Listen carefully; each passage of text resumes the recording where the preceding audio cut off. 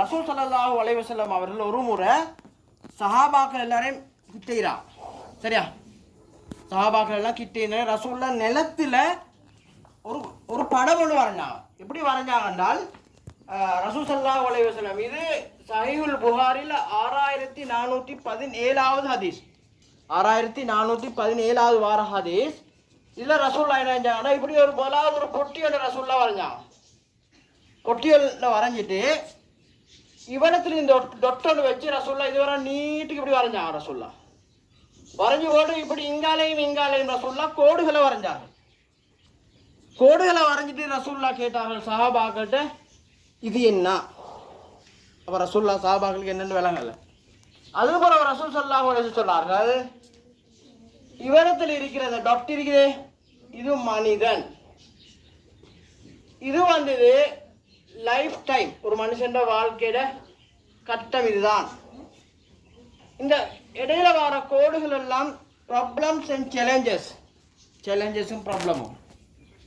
இந்தியால வந்தது ஹோப்ஸ், மனுஷன் ஆசைகள், விருப்பங்கள், எதிர்பார்ப்புகள் ஸல்லல்லாஹு அலைஹி வஸல்லம் சொன்னாங்க.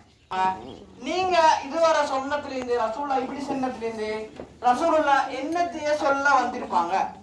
ஹியூமன் வந்து ப்ராப்ளம்ஸை சால்வ் பண்ணித்தான் அந்த ஹோப்ஸ் அடையுது.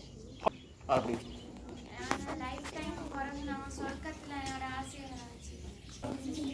ஒரு மனுஷனுக்கு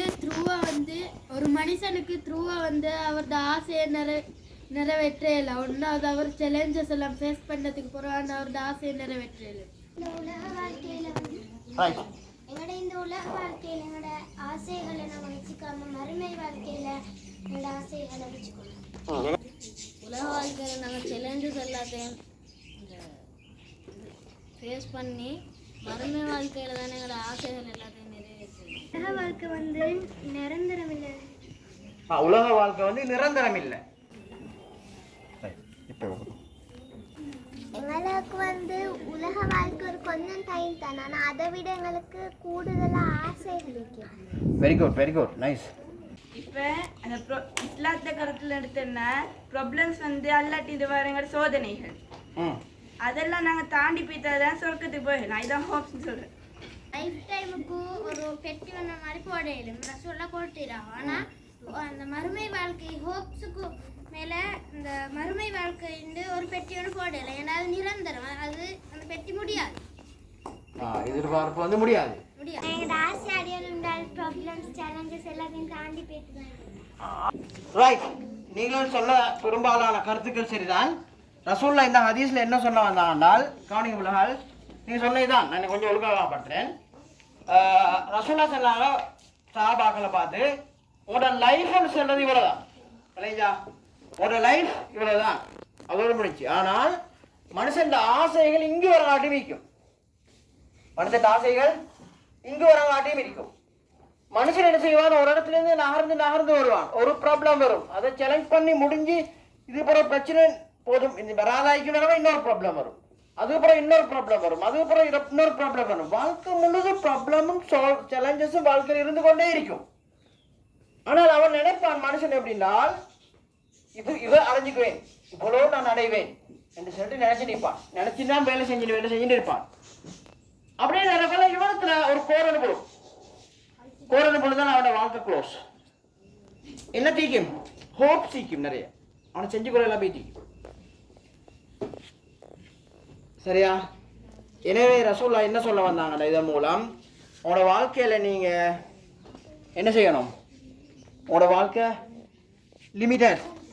அந்த லிமிட்டட் வாழ்க்கைக்குள்ளால நீங்க அழகாக திட்டமிட்டு வாழணும். நிறைய திட்டமிட்டு வாழணும்.